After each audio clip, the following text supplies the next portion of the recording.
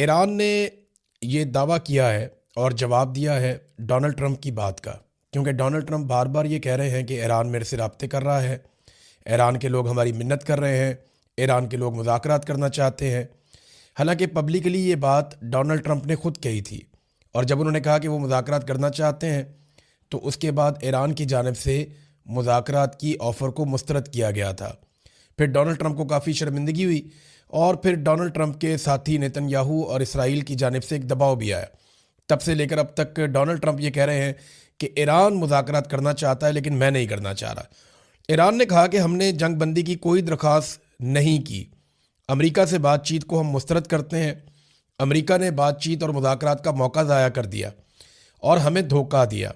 ज़मीनी हमले के मुंतज़िर हैं कि हम पर ज़मीनी हमला किया जाए और उसके लिए हम अपने आप को तैयार कर रहे हैं। ये ईरानी वज़ीर ख़ारजा अराक़ची का स्टेटमेंट है जो उन्होंने गुज़िश्ता दिन दिया। अच्छा, ट्रंप के बकौल उन्होंने ईरान की फ़िज़ाई और बहरी क़ुव्वत को मुकम्मल तौर पे तबाह किया है। ये डोनाल्ड ट्रंप ने दावा किया। ये फ़िज़ाई क़ुव्वत तो ना होने के बराबर थी, और समंदर के अंदर दावा तो डोनाल्ड ट्रंप कर रहे हैं, लेकिन ईरान ये कहता है कि हम तबाही फेर रहे हैं, हम अटैक कर रहे हैं। एक अमरीकी ऑयल टैंकर को भी निशाना बनाया ईरान ने, और वो जो निशाना बनाते हैं उसके बाद फुटेज भी जारी करते हैं, वो बताते हैं कि हमने ये किया।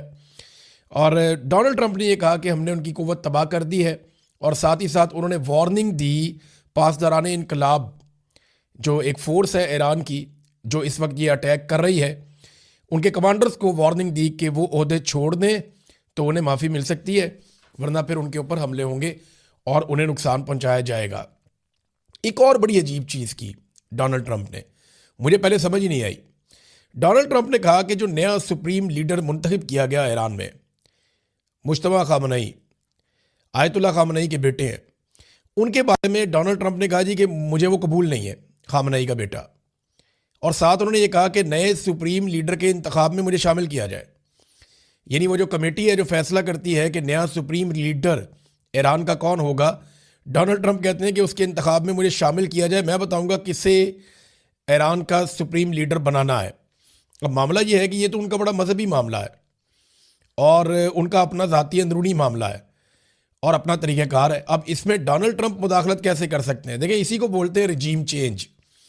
डोनाल्ड ट्रंप चाहते हैं कि उनकी मर्ज़ी से हो जाए, लेकिन ईरान इसके बारे में कुछ मानने को तैयार नहीं है। कुछ खबरें ऐसी भी आई हैं कि नेतन्याहू को तशवीश हुई है इसराइल को, और उन्होंने अमरीकी हुकूमत से इसके बारे में सवालात भी किए। ख़ास तौर पे डोनाल्ड ट्रंप से पूछा है कि जनाब, हमें ये पता चल रहा है कि आप किसी और सोर्स के ज़रिए से ईरान को अंगेज कर रहे हैं। ये बात ना इसराइल के लिए बहुत परेशान कुन है कि अगर अमेरिका इस लड़ाई में से निकल जाता है तो फिर ईरान इसराइल को धोकर रख देगा। इसराइल की पूरी कोशिश होगी कि अगर अमेरिका इस लड़ाई को बंद करता है तो इसराइल के साथ भी ईरान की मुकम्मल जंगबंदी हो और इसराइल को ईरान से मुकम्मल तहफ़्फ़ुज़ दिया जाए। ये बात हम सब ने देख ली है और हम सबको इस बात पे यकीन है कि अगर 1-on-1 लड़ाई हो, अमेरिका बीच में ना हो, तो इसराइल की दुर्गत बना सकता है ईरान।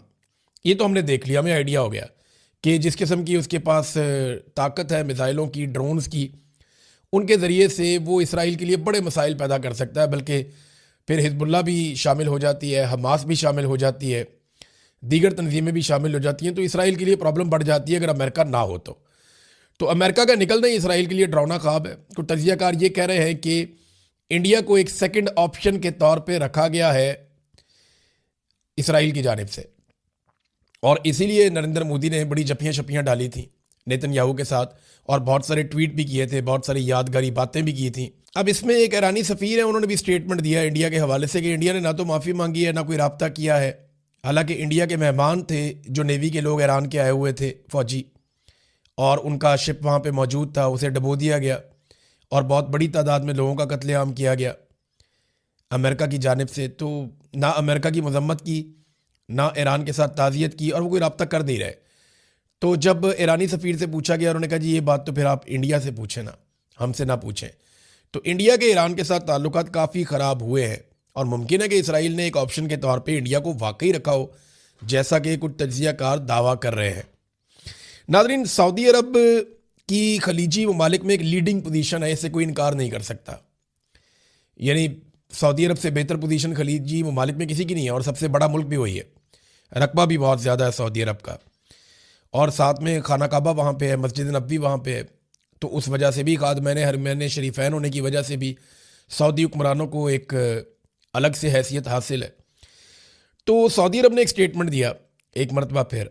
उन्होंने कहा जी अपनी सरजमीन ईरान के ख़िलाफ़ इस्तेमाल नहीं होने देंगे, ना फ़िज़ा, ना समंदर, ना ज़मीन। ये सऊदी अरब का स्टेटमेंट है। इस पर ईरान ने उनका शुक्रिया अदा किया सऊदी अरब का। देखिए, इससे पहले सऊदी सरजमीन इस्तेमाल हुई है और सऊदी अरब में अमरीकी अड्डे मौजूद हैं। अब जब उन्होंने सरजमीन इस्तेमाल की तो वो अमरीकी अड्डों के ऊपर अटैक किया ईरान ने।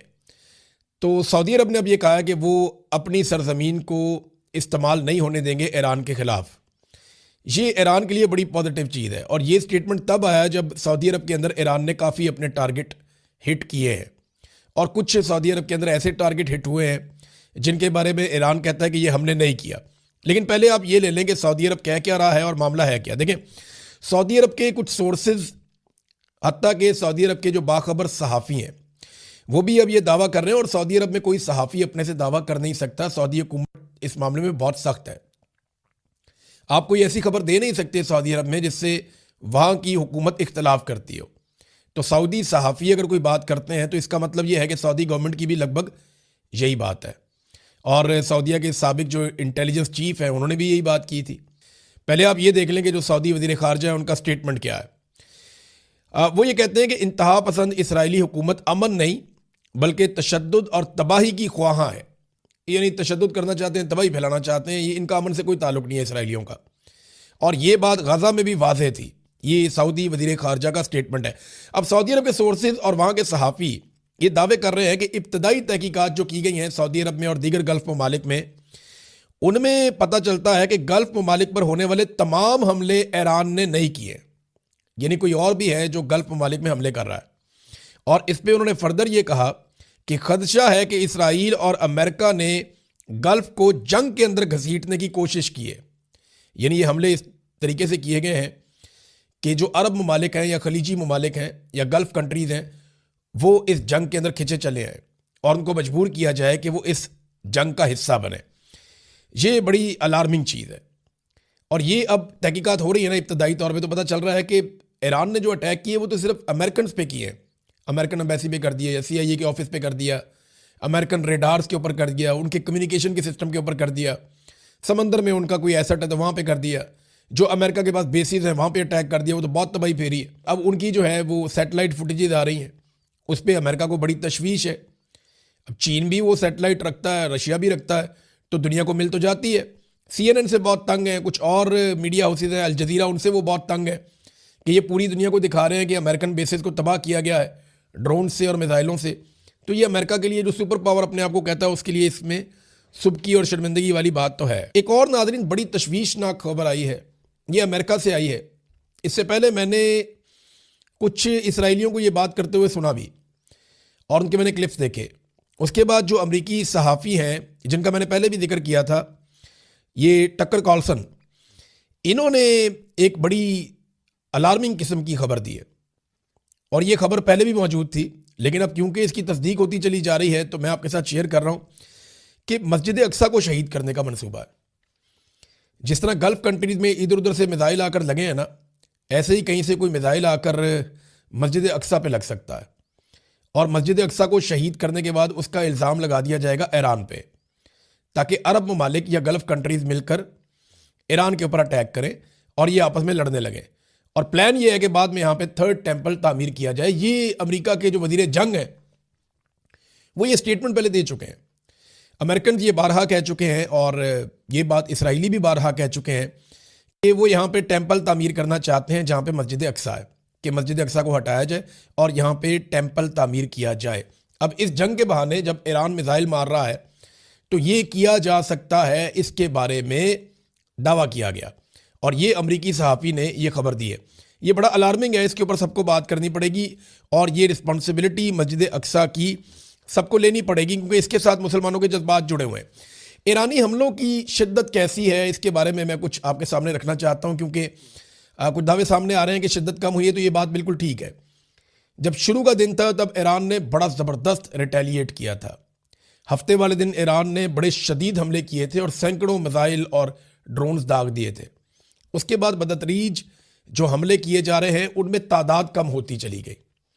तादाद कम होने की वजह क्या है?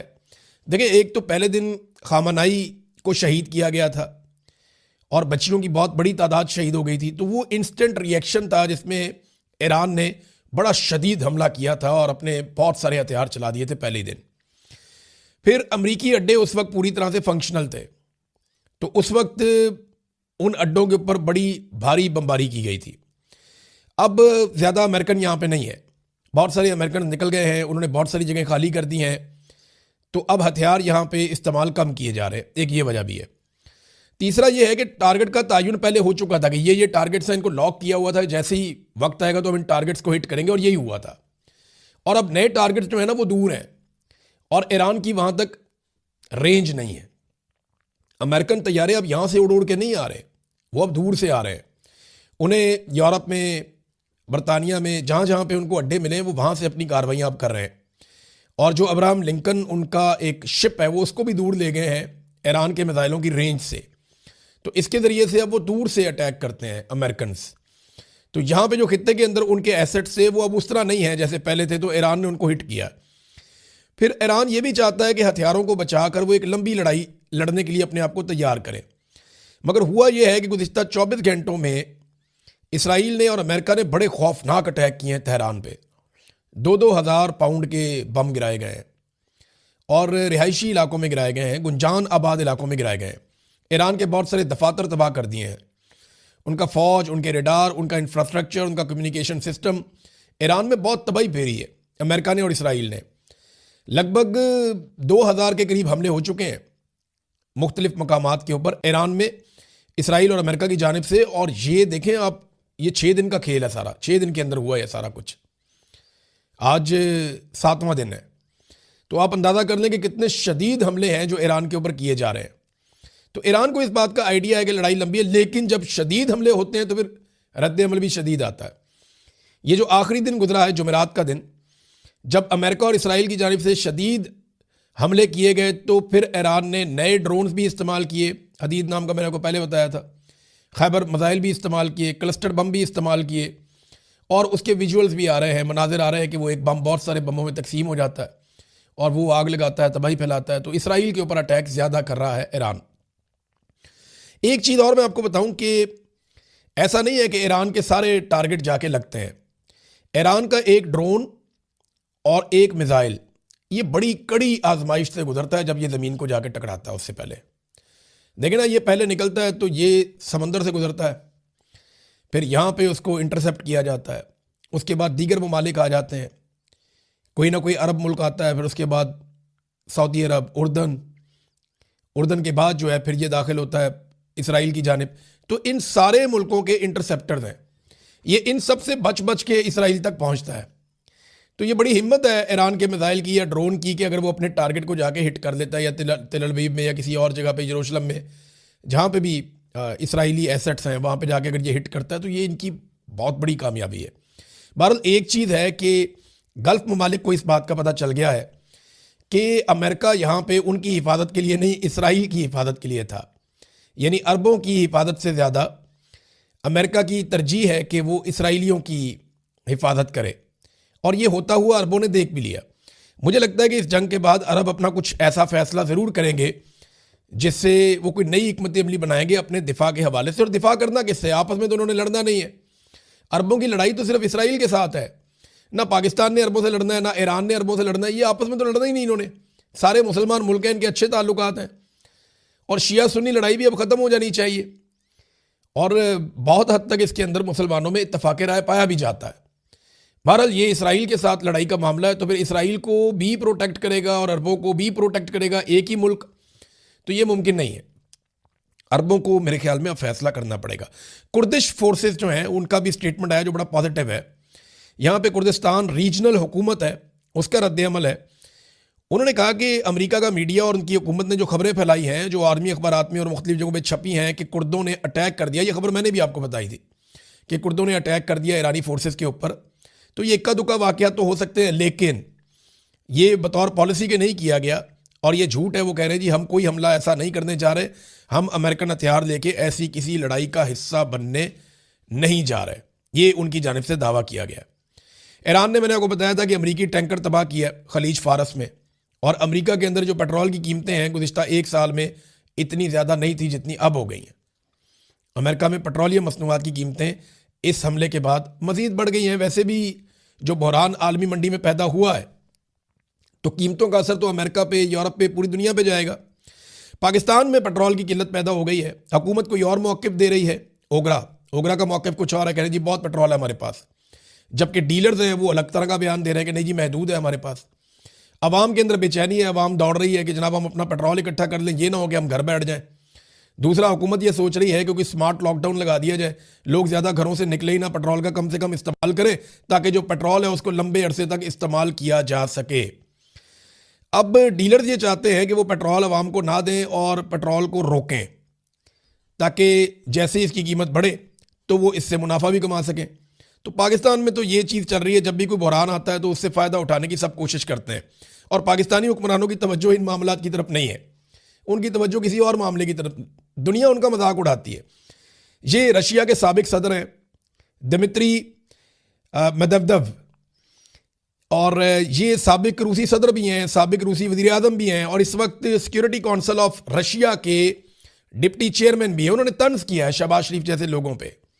तंज करते हुए उन्होंने क्या कहा, ज़रा ये आप सुने। इन्होंने तंज करते हुए कहा कि जनाब क्यों ना डोनाल्ड ट्रंप को अमन का नोबेल इनाम दे दिया जाए, जंगें शुरू करने पे, मासूमों को कत्ल करने पे। तो दुनिया पाकिस्तान के ऊपर तंज कर रही है, लेकिन पाकिस्तान को समझ नहीं आ रही, और पाकिस्तानी हुक्मरान इस बात के लिए बिल्कुल आमादा नहीं है, फील्ड मार्शल आसिम मुनीर और शहबाज शरीफ, के डोनाल्ड ट्रंप से जो अमन के नोबेल इनाम की नामजदगी है वो पाकिस्तान वापस ले। पाकिस्तान ये करने के लिए तैयार नहीं है। न्यूयॉर्क टाइम ने अपनी रिपोर्ट में हवाले देकर यह साबित किया है कि जो मिनाब स्कूल के ऊपर अटैक किया गया, बच्चियों का स्कूल है जहाँ पे 170 के करीब बच्चियां शहीद हो गई थी और 60 के करीब अस्पतालों में पड़ी हुई हैं। ये बहुत बड़ा कत्लेआम है। अब ये न्यूयॉर्क टाइम ने साबित किया कि ये हमला इसराइल ने नहीं किया था। सरकारी बयानात का तज्जिया किया उन्होंने। जनरल केन ने इस बात की तस्दीक की है कि उस दिन ईरान के उस इलाके में अमेरिका ने कार्रवाई की थी। पेंटागन के नक्शे भी इस बात की तस्दीक कर रहे हैं, और इसराइली हुकाम कह रहे हैं कि हमने तो यहाँ कार्रवाई नहीं की थी। तो ये अमेरिका ने कार्रवाई की थी, क्योंकि 2016 तक ये एक फौजी अड्डे का हिस्सा था ये स्कूल, लेकिन 2016 के बाद इसकी सिचुएशन बदल गई थी। आज 10 साल के बाद अमेरिका ने वहाँ अटैक कर दिया और मासूम बच्चियों को शहीद कर दिया। लेकिन शहबाज शरीफ अमन के नोबेल इनाम की नामजदगी कभी वापस नहीं लेगा। सूरत-ए-हाल इनकी ये हो गई है कि पाकिस्तान तहरीक-ए-इंसाफ ने इसराइल के खिलाफ करारदाद पेश करने की बात की, और नून लीग और पीपल्स पार्टी असेंबली से भाग गए। यानी करारदाद पेश करने की उन्होंने बात की, करारदाद पेश करना चाहते हैं, वो दौड़ गए असेंबली से, क्योंकि मुत्तफ़िका तौर पे मंजूर करवानी पड़नी थी ना, या पूरे पाकिस्तान के सामने नंगे हो जाते। और डर इस बात का भी था कि पाकिस्तान तहरीक-ए-इंसाफ अपनी करारदाद में अमेरिका और इसराइल दोनों की मजम्मत करते, और नून लीग और पीपल्स पार्टी को वहां पे मौक़िफ़ देना पड़ता, या वो इस करारदाद के हक में वोट ना देते तो अवाम के सामने जलील होते, और अगर वोट देते तो डोनाल्ड ट्रंप से जूते खाते। तो ये बेचारों की बहुत बुरी सूरत हाल है। बिलावल जो है वो चुप करके बैठ गया जब पूछा गया कि डोनाल्ड ट्रंप का नोबेल इनाम। मरियम नवाज ने काफ़ी बहरहाल सबूत दिया ढिठाई का, और उन्होंने ढिठाई के साथ कहा बच्चियां शहीद हो गई, इतनी तबाही फैल गई दुनिया के अंदर, 7 जंगें छेड़ दी इस आदमी ने। लेकिन मरियम नवाज ने बड़े आराम से कहा कि शहबाज शरीफ जो कर रहे हैं अच्छा कर रहे हैं। अच्छा, पाकिस्तान में बहुत सारे लोग जो है ना वो इसकी तारीफें कर रहे हैं, देखिए हम कितने अच्छे जूते पॉलिश करते हैं, पाकिस्तान को लड़ाई से बचा रहे हैं। नहीं, वो पाकिस्तान को लड़ाई से बचाने के लिए जूते पॉलिश नहीं कर रहे, वो अपनी हुकूमत बचाने के लिए और अपना किया हुआ जुल्म छुपाने के लिए, इमरान खान को जेल में रखने के लिए जूते पॉलिश कर रहे हैं। इनका कोई अमल इमरान खान के बगैर नहीं है। हर आईनी तरमीम, हर फैसला, हर चीज़, जो भी कानून साजी ये करते हैं इमरान खान की वजह से करते हैं। एस्टेब्लिशमेंट का मसला आज भी इमरान खान है। डॉक्टरों की मौजूदगी में इमरान खान ने कहा है कि ये गीदड़ है, और ये पाकिस्तान की एस्टेब्लिशमेंट को, सबको मुखातिब करते हुए इमरान खान साहब ने गीदड़ से इनको तशबीह दी है। कुछ सोर्सेज ये भी बताते हैं, मुझे थोड़े दिन पहले एक दोस्त हैं वो कुछ लोगों से मिलकर आए पाकिस्तान से, और उन्होंने मुझे बड़ी राजदारी से एक चीज़ बताई थी। मैं उनका नाम नहीं लेता, लेकिन उन्होंने बताया कि इमरान खान साहब जेल मुलाकातों में आसिम मुनीर साहब के बारे में कुछ इस तरह से बात करते हैं जिससे खौफ पैदा हो जाता है, क्योंकि इमरान खान साहब बिल्कुल डरे हुए नहीं है। वो बड़े बेबाक होकर बात करते हैं, हालांकि उनके लोग बाहर आके उस तरह बात नहीं करते। और आसिम मुनीर के बारे में इमरान खान साहब ने जिस अंदाज में बात की है, वो रिकॉर्डिंग्स तो मौजूद है उन लोगों के पास, तो उसके सुनने के बाद जो है वो खौफ पैदा हो जाता है। ये बहुत करीबी सोर्सेज ने बताया था। इमरान खान साहब ना अल्लाह रब्बुल इज़्ज़त पे तवक्कल करके जेल काट रहे हैं। किसी और पे भरोसा करने वाला आदमी जो है वो इतना दलेर हो ही नहीं सकता। जो अल्लाह पे भरोसा करके बैठा होगा ना,